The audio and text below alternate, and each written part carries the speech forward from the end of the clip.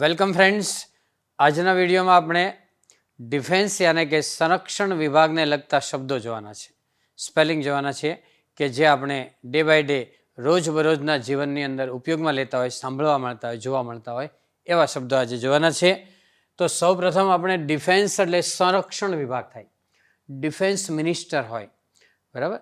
સંરક્ષણ મંત્રી દેશનું રક્ષણ કરવા માટે ખાસ કન્સર્ન કરતા હોય એ મંત્રી છે ડિફેન્સ મિનિસ્ટર, બરાબર. ડિફેન્સની અંદર આપણા દેશનો 15-17% પૈસો છે, ટોટલ પૈસો એ એમાં જતો હોય છે આપણા દેશને રક્ષણ કરવા માટે, બરાબર. સૈનિકો વગેરે જે આપણું રક્ષણ કરતા હોય તો એ ડિફેન્સને રિલેટેડ શબ્દો જો વોર એટલે યુદ્ધ છે, બેટલ એટલે યુદ્ધ થાય, સીઝ ફાયર શબ્દ વારંવાર સાંભળવા મળે.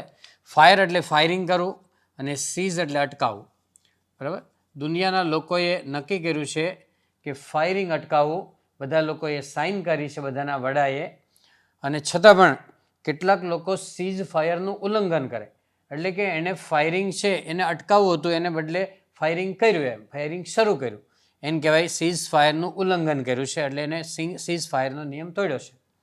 એટેક એટલે હુમલો કરો, સ્ટ્રેટેજી એટલે રણનીતિ, આપણે કેમ કહીએ કે રણની અંદર નીતિ બનાવવામાં આવે, એમ પ્લાનિંગ છે, આયોજન કરવામાં આવે કે દુશ્મનને કેવી રીતે હરાવવા, તો એ સ્ટ્રેટેજી એટલે રણનીતિ હોય, પ્લાનિંગ છે.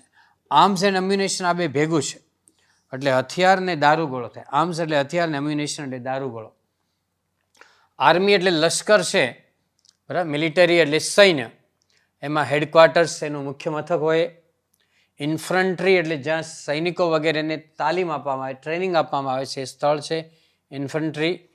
પેરાટ્રુપર્સ એટલે જે એરક્રાફ્ટ છે, પ્લેન છે, એની અંદરથી પેરાશૂટ લઈને જે કૂદે, બરાબર, જે જમ્પ મારે એ પેરાટ્રુપર્સ કહેવાય. ગન એટલે બંદૂક છે, ટેન્ક એટલે ટાંકી છે, એરક્રાફ્ટ એટલે વિમાન છે, એનું ખાસ સ્પેશિયલ પ્રકારનું વિમાન આવે છે આર્મી માટેનું. વેપન એટલે હથિયાર, અને આર્મર એટલે બખ્તર થાય, પહેરવા માટેનું, આપણે શરીરની પાછળ પહેરવા માટેનું બખ્તર છે, શરીરને રક્ષણ આપવા માટેનું આર્મર એટલે બખ્તર છે. નેવી એટલે નૌકાદળ છે. નૌકાદળ એટલે જળ માર્ગે લડતા હોય છે, પાણીના માર્ગે એ લડતા હોય છે. એમાં શિપ હોય, જહાજ, એની અંદર ગેલેરી હોય, કિચનની આજુબાજુની જગ્યા હોય એને ગેલેરી કહે. મેસ એટલે જ્યાં જમવાની જગ્યા હોય, રસોડું એ બધાનું ભેગું હોય એને મેસ કહેવાય. ક્રૂ એટલે કાફલો છે, એની અંદર શિપની અંદર જે કામ કરતા હોય લોકો, એનો સ્ટાફ હોય એને ક્રૂ કહેવામાં આવે છે. લિબર્ટી એટલે સ્વતંત્રતા, પરમિશન, શિપને રવાના કરવા માટેની પરમિશન આપે એટલે એને લિબર્ટી કહેવામાં આવે છે. સબમરીન એટલે પાણીની અંદર જે ચાલે શિપ એ સબમરીન છે. ફ્લીટ એટલે જહાજનો કાફલો છે, અ ગ્રુપ ઓફ શિપ્સ, બરાબર. ઘણા બધા જહાજનો કાફલો હોય તો એને ફ્લીટ કહેવાય. એરફોર્સ એટલે હવાઈ દળ. આ ત્રણ દળ છે. આર્મી એટલે લશ્કર, સૈન્ય છે. નેવી એટલે નૌકાદળ, જળ માર્ગે લડે. એરફોર્સ એટલે હવાઈ માર્ગે લડતા હોય તો એ એરફોર્સ કહેવાય, હવાઈ દળ છે. એર સ્ટ્રાઇક એટલે આકાશમાંથી હુમલો કરે એને એર સ્ટ્રાઇક. સ્ટ્રાઇક એટલે હુમલોય થાય, સ્ટ્રાઇક એટલે એટેક કરવો, પ્રહાર કરો. સ્ટ્રાઇક એટલે હડતાળ પણ થાય.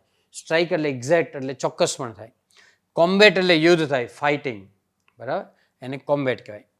ફાઇટર પ્લેન એટલે લડાકુ વિમાન, એ ખાલી લડવા માટે જ ડિઝાઇન કરેલો છે, બરાબર, એને ફાઇટર પ્લેન કહેવાય. ગુજરાતીમાં લડાકુ વિમાન એટલે લડવા માટે બનાવેલું પ્લેન. બોમ્બર એટલે ઉપરથી બોમ્બ ફેંકવા માટેનું જે, બરાબર, એ બનાવેલું હોય પ્લેન, એને બોમ્બર કહેવાય, ઉપરથી બોમ્બ ફેંકે. ઇન્ટરસેપ્ટ એટલે આંતરવું, અવરોધવું. આપણા દેશ ઉપર કોઈ ડ્રોન છોડે, કોઈ એટેક કરે, ગમે તે એરક્રાફ્ટ કોઈ પણથી, એને વચ્ચેથી આંતરી અને એને ડિસ્ટ્રોય કરવામાં આવે, વિનાશ કરવામાં આવે, તોડી પાડવામાં આવે તો એ આપણા ઇન્ટરસેપ્ટર કામ કરે.